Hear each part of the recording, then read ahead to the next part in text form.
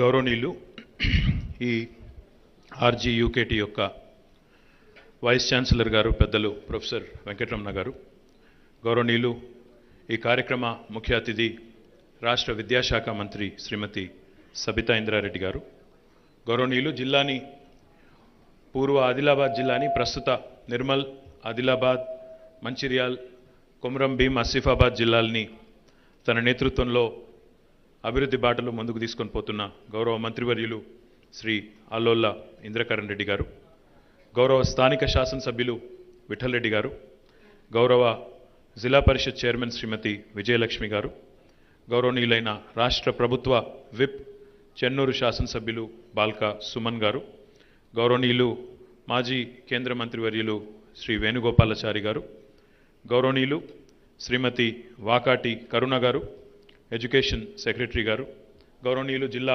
Collector గారు ముషరఫ్ అలీ ఫారూఖీ గారు, గౌరవ జిల్లా ఎస్పీ గారు చల్లా ప్రవీణ్ కుమార్ గారు, గౌరవనీయులు ఆర్జీయూకేటీ డైరెక్టర్ గారు ప్రొఫెసర్ సతీష్ కుమార్ గారు, గౌరవనీయులు ఎగ్జిక్యూటివ్ కౌన్సిల్ సభ్యులు ప్రొఫెసర్ కృష్ణారెడ్డి గారు, అదేవిధంగా ఈరోజు ఈ కార్యక్రమంలో పాల్పంచుకుంటున్న ఆర్జీయూకేటీ అధ్యాపకులకి, అధ్యాపకేతర సిబ్బందికి, అదేవిధంగా రాష్ట్రంలోని వివిధ ప్రాంతాల నుంచి తరలి వచ్చిన మరి 550 మంది ఈరోజు ఈ స్నాతకోత్సవంలో డిగ్రీలు అందుకుంటున్న పిల్లలకి, తమ్ములకి, చెల్లెలకి, వారి తల్లిదండ్రులకి, పాత్రికేయ మిత్రులకి అందరికీ హృదయపూర్వకంగా నమస్కారాలు, హృదయపూర్వకంగా శుభాకాంక్షలు. ఒకటి చాలా సంతోషం అనిపించేది ఏమంటే, లాస్ట్ టైం ఇదే ఆడిటోరియంలో ఇక్కడే కూర్చున్నప్పుడు అనుకున్నాం, మీరు అక్కడ కింద కూర్చోవడం, మేము పైన కూర్చోవడం బాగాలేదని అనుకున్నాం.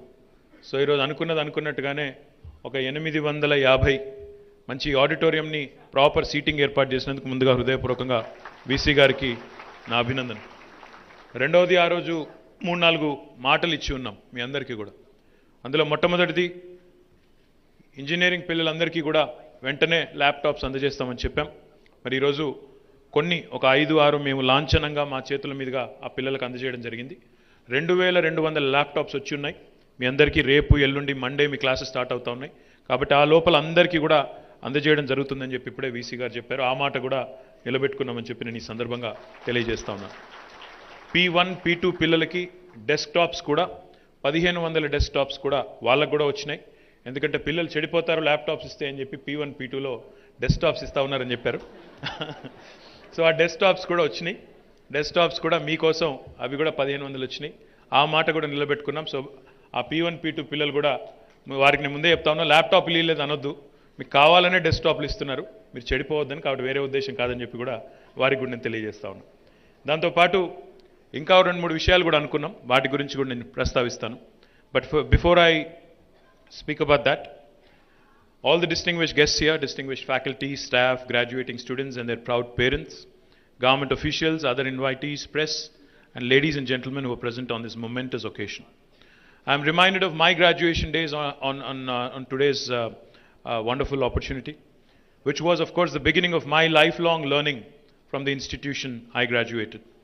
I would like to congratulate all the graduating students today on completing the course successfully from RGUKT, which is a premier university established to cater to the needs of talented students of all over Telangana and beyond. This convocation will be a watershed moment in your academic career. I am sure that a seed of thought planted here will bear a fruit as a result of your consistent efforts. I urge you to remember that learning is an ongoing process, and a solid foundation allows you to expand your horizons, and knowledge will propel you to greater heights in your professional life, while also providing you with the personal fulfillment. And I'm sure RGUKT has been at the forefront in this activity. I'm indeed delighted to be amongst the budding and future industrialists, eminent professors, outstanding engineers, and successful leaders who have set the bar high for academic standards and serve as an inspiration to future generations of Telangana. I wish to congratulate RGUKT faculty for nurturing the rural students who are highly talented and providing higher education in a very innovative method. Government of Telangana is actively taking all necessary steps to strengthen higher education. The government has been ensuring that universities have dedicated faculty for both teaching and research so that our state universities will also feature amongst the nationally renowned institutions. In this regard, under the leadership of our Honorable Chief Minister, Shri KTR Garu, and under the leadership of our Education Minister, Srimati Sabita Indra Reddy Garu, the government is eager to improve the infrastructure of higher education institutions. It is the time for all universities to rise to the occasion and establish themselves as a good role model at the national level. Telangana has always been at the forefront in promoting and implementing advanced technologies. With the goal of skilling youth, we have established Telangana Academy for Skills and Knowledge task centers in all districts, playing important role. It is aimed at providing training in aerospace, logistics, electronics manufacturing, additive manufacturing, cyber security, and forensics to multiply career opportunities. Telangana is playing a leading role in facilitating and providing strategic direction to global companies with high quality human resources. I have a lot of confidence in RGUKT students to grow as entrepreneurs and offer assistance to fellow students and those who deserve their opportunity and their support in the years to come. In this age of technological innovation, imagination has no bounds and opportunities are limitless. To survive, one must not only remain updated and educate oneself on current technologies, keeping in view that the lines between disciplines are blurring. I strongly believe that your acquired knowledge and abilities will suffice to create breakthroughs in your life. However, we must keep in mind that no mountain is too big to climb. Just roll up your sleeves and go on. Glory is waiting. We are living in a time of digital transformation, and digitization is a change enabler and a force multiplier. You must have big ideas and your own dreams in order to be a global leader. I urge you all to consider doing something different than your usual way of doing things whenever you have the opportunity. I must mention, your computer that was built with computing in mind is now assisting people. The intelligent computer is capable of astonishing accomplishments like gathering, organizing, analyzing, predicting, and proposing that we could never have imagined in our lives. It has progressed to the point where computers now study the human brain in real time and offer solutions. You should be familiar with Alexa, Siri, search engines, speech-to-text, translation tools, online chatbots that offer assistance to customers, driverless cars, autonomous vehicles, facial recognition softwares, and surveillance holograms. In the near future, artificial intelligence will also be used for animal language interpretation, pollution monitoring, and voice cloning.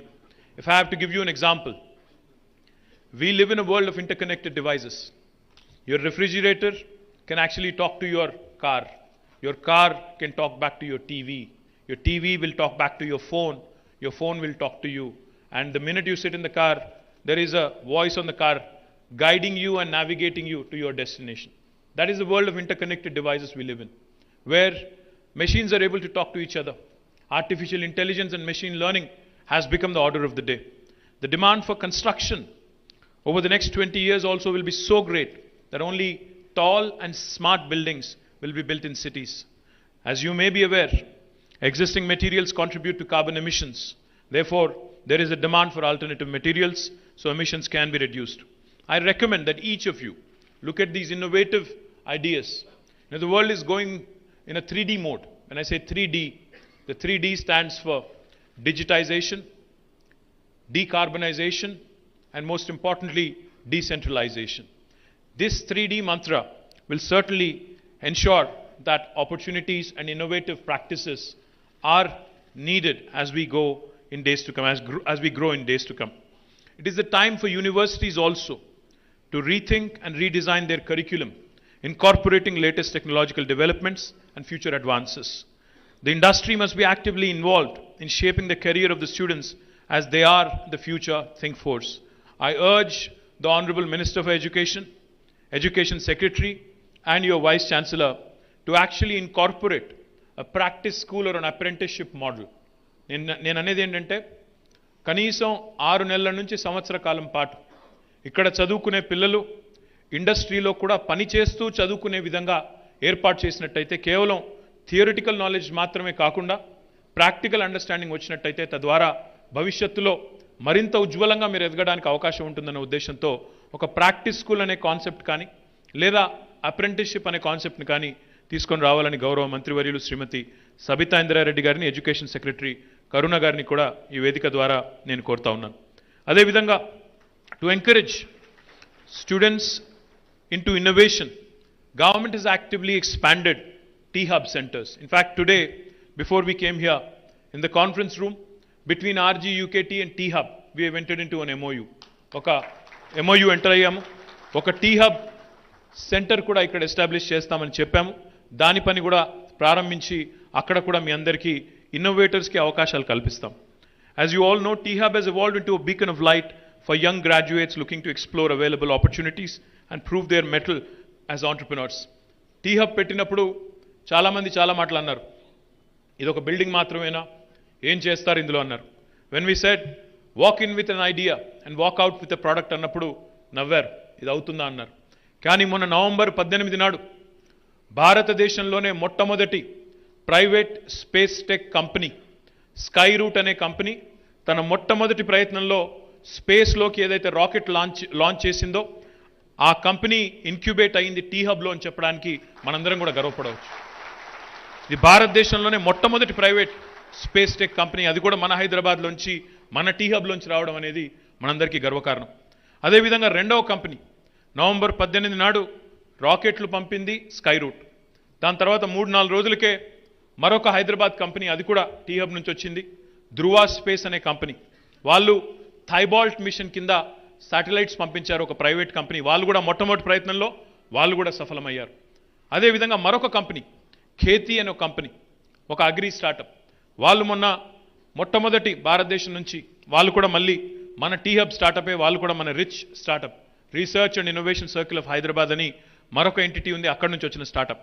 వాళ్ళకి మొన్న eco Oscar వచ్చింది, 10 కోట్ల praise వచ్చింది, prize money వచ్చింది, eco Oscar కూడా వచ్చింది. అంటే ఇట్లాంటి స్టార్టప్స్ అన్ని కూడా ఈరోజు గవర్నమెంట్ ఏర్పాటు చేసిన institutions T-Hub, rich, V-Hub, task, TSIC ఇట్లాంటి వాటి నుంచి రావడం అనేది మనందరికీ కూడా చాలా సంతోషకరం. అందుకే I'm just happy and delighted to announce that RGUKT has signed an MOU with T-Hub today in the presence of all honorable ministers, and I look forward to many of you becoming innovators and many of you becoming entrepreneurs. మనం 10 మందికి ఉద్యోగాలు ఇచ్చేవారిగా ఎదగాలి అనే ఆలోచన కూడా మనం చేయాలి. ఎందుకంటే ప్రస్తుతం ఉన్న ప్రపంచంలో ఇంకొకరి దగ్గర ఉద్యోగం చేయాలి అనే ఆలోచనే కాకుండా 10 మందికి మనమెందుకు ఉద్యోగాలు ఇవ్వలేము, మనమెందుకు నవీన ఆవిష్కరణలకి దోహదపడలేము, మనమెందుకు ప్రపంచ సమస్యలు పరిష్కరించలేము అనే ధీమాని సత్తాని సంతరించుకునే విధంగా మీకు తర్ఫీదునివ్వడమే కాకుండా మీకు అవకాశాలని కూడా మరి అందుకునే విధంగా రాష్ట్ర ప్రభుత్వం గౌరవ ముఖ్యమంత్రి గారి నాయకత్వంలో ఎన్నో కార్యక్రమాలు చేస్తూ ఉంది. ఇప్పుడు నేను చెప్పిన వేదికలన్నీ మీకోసమే. T-Hub కానీ, V-Hub కానీ, టాస్క్ కానీ, రిచ్ కానీ, ఇవన్నీ మీకోసం ఏర్పాటు చేసిన అవెన్యూస్. సత్తా ఉన్నవాళ్ళు, ఐడియా ఉన్నవాళ్ళు, you can come to us, you can approach us, and you can, like I said, you can walk out with a product, walk in with an idea and walk out with a product. ఐడియాలో దమ్ముంటే, మన తెలివితేటల మీద, మేధస్సు మీద విశ్వాసం ఉంటే ఎంత దాకానైనా పోవచ్చు అని చూస్తూ ఉంటే చుట్టూ ప్రపంచంలో ఎన్నో ఉదంతాలు, ఎన్నో ఉదాహరణలు ఉన్నాయి. దాన్ని అందిపుచ్చుకునే అవకాశాలు ఈరోజు కల్పించడమే ప్రభుత్వం చేయాల్సిన పని. Government's role is to play the role of an enabler. And that's exactly what Government of Telangana is doing under the leadership of our Honorable Chief Minister, Shri KTR Garu.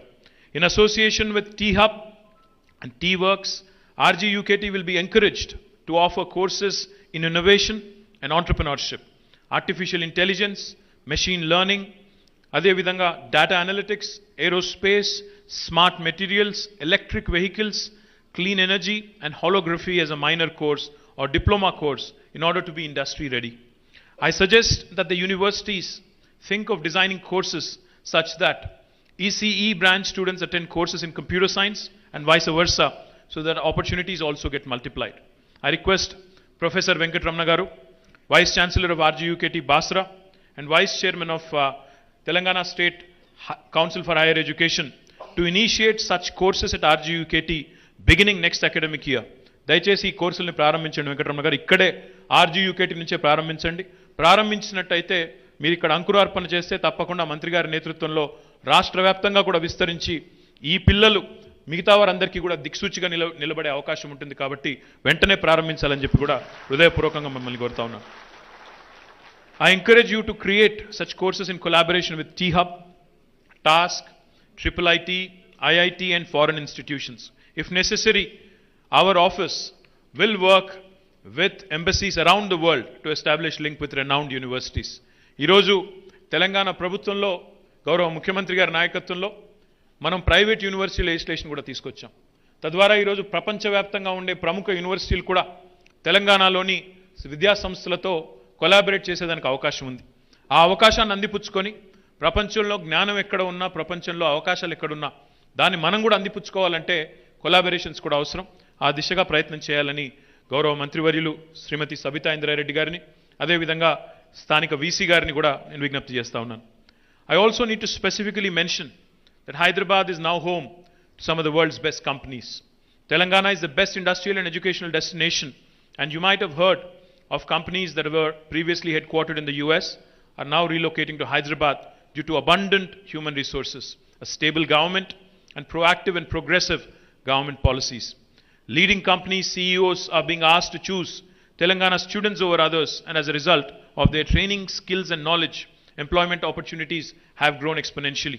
I am happy to report that in the last 8.5 years, Telangana Rashtra ఏర్పడ్డ తర్వాత TS IPAS అనే ప్రగతిశీల పురోగమనశీల పారిశ్రామిక విధానం వల్ల మన రాష్ట్ర ప్రభుత్వం తీసుకున్న చర్యల వల్ల ఈరోజు అవినీతి రహితంగా క్లియరెన్స్లు ఇవ్వడం, పారదర్శకంగా పెట్టుబడులను ఆహ్వానించడం వల్ల మనం మన రాష్ట్రంలో దాదాపు 20,000 పైచిలకు పరిశ్రమలకు అనుమతులు ఇవ్వడమే కాకుండా 17 లక్షల మందికి ప్రత్యక్ష ఉపాధి అవకాశాలు సృష్టించగలిగామనే మాట ఈ సందర్భంగా నేను మీకు తెలియజేస్తా ఉన్నాను.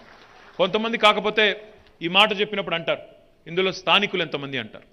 నేను మీ అందరితో చేసే విజ్ఞప్తి ఒకటే, ప్రపంచం ఈరోజు సత్తా ఉన్నవాడిని ఆపే శక్తి ఎవరికీ లేదు. నేను గతంలో కూడా చెప్పాను, మళ్ళీ కూడా చెప్తా ఉన్నాను. టాలెంట్ ఏ ఒక్కరి సొత్తు కాదు, ఎవరు అబ్బసొత్తు కాదు. 100% దమ్ ఉంటే, టాలెంట్ ఉంటే, ప్రపంచంతో పోటీ పడే సత్తా సంతరించుకుంటే మిమ్మల్ని ఆపగలిగే శక్తి ఎవరికి కూడా లేదు. ఈ అవకాశాలన్నీ కూడా తెలంగాణ పిల్లలు అందిపుచ్చుకోవాలనే తెలంగాణ గవర్నమెంట్ తాపత్రయం తప్ప ఇంకోటి కానే కాదు. దయచేసి దానికి తగ్గ విధంగా నైపుణ్య శిక్షణ అందిపుచ్చుకొని ముందుకు పోయినట్టయితే మనల్ని ఆపగలిగే వాళ్ళు ఎవరు ఉండరు. దానికి ఒక గొప్ప ఉదాహరణ, I'm very glad to mention here that some of our students like Nikhil Tangallapalli from RGU KTR are now being selected by companies like Amazon. Amazon లాంటి కంపెనీ RGU Basara వచ్చి నిఖిల్ని ఇక్కడ రిక్రూట్ చేసుకోవడమే కాకుండా యావరేజ్ పే ప్యాకేజ్ 64 లక్షల రూపాయలు ఇచ్చి ఇక్కడ పిల్లల్ని కూడా తీసుకొని వెళ్తా ఉంది అంటే ఎంతటి టాలెంట్ ఉన్న పిల్లలు ఇక్కడ నుంచి వస్తూ ఉన్నారో దాన్ని బట్టి చెప్పవచ్చు. The dream of our honorable Chief Minister is to realize that every child from an underprivileged family who are denied many opportunities because of financial constraints, అంటే డబ్బులు లేక లేదా తల్లిదండ్రులు స్థితిమంతులు కానంత మాత్రాన అవకాశాలు అందిపుచ్చుకోలేని దుస్థితి తెలంగాణ పిల్లలకు ఉండకూడదన్న ఉద్దేశంతోనే గౌరవ ముఖ్యమంత్రి గారు ఈరోజు RGUKTలో మీరు గతంలో వచ్చినప్పుడు మేము మీ వీసీ గారు అడిగింది 25 కోట్లు. గౌరవ విద్యాశాఖ మంత్రి గారు, నేను, ఇంద్రకరణ్ రెడ్డి గారు వెళ్ళి ముఖ్యమంత్రి గారికి చెప్తే అవి సరిపోవు, ఇంకో 2 కోట్లు అదనంగా అని చెప్పి 27 కోట్లు మంజూరు చేసింది గౌరవ ముఖ్యమంత్రి కేసీఆర్ గారు. అదేవిధంగా ఎవరైనా ఉన్నత విద్య చదువుకునే పిల్లలు ఉంటానంటే వారి కోసం ఈరోజు doctor Babasaheb BR Ambedkar overseas scholarship పేరిట, జ్యోతిబా ఫూలే స్కాలర్షిప్ పేరిట 20 లక్షల రూపాయలు విదేశీ విద్య కోసం కూడా అందజేస్తున్న ప్రభుత్వం, ఏకైక ప్రభుత్వం భారతదేశంలో తెలంగాణ ప్రభుత్వం మాత్రమే అనే విషయం కూడా నేను గుర్తు చేస్తా ఉన్నాను. అంటే టాలెంట్ ఉంటే, అవకాశాలు అందిపుచ్చుకోవాలని ఆరాటం ఉంటే మీ స్థితి లేదా మీ తల్లిదండ్రుల ఆర్థిక పరిస్థితి అడ్డం కాదు, అడ్డంకి కాబోదు అని చెప్పడానికి నేను ఈ మాట చెప్తా ఉన్నాను. There are many such initiatives of the government for the welfare of all the youth to make them the most preferred ones in the job market. Let us pledge that we as successful entrepreneurs will uplift the living standards of all and ensure equity, accessibility and fair opportunities will be provided to all. I would also, before I conclude, I would also like to comment on a couple of things that Honorable Vice Chancellor and Education Minister have mentioned. ఇక్కడికి వచ్చిన తర్వాత మీ దగ్గరికి వచ్చే ముందు మళ్ళీ ఒకసారి ఇక్కడ స్థితిగతులు రివ్యూ చేసుకుందాం అన్న ఉద్దేశంతో 4 అంశాల మీద ప్రధానంగా మాట్లాడుకున్నాం. ఇక్కడ ఉన్న పిల్లలందరూ కూడా మరి రాష్ట్రం నలుమూలల్లోని టాలెంటెడ్ పిల్లలు. మీరు గవర్నమెంట్ విద్యా సంస్థల్లో చదువుకొని టాపర్లుగా నిలిచి ఇక్కడికి చేరుకొని ఈరోజు ఈ 6 సంవత్సరాల కోర్సులో డిగ్రీలు అందుకోబోతున్న మీరు, మీ అందరితో నేను చేసే విజ్ఞప్తి ఏమంటే ఇక్కడ 4 అంశాలు ప్రధానంగా ఈరోజు అనుకున్నాం.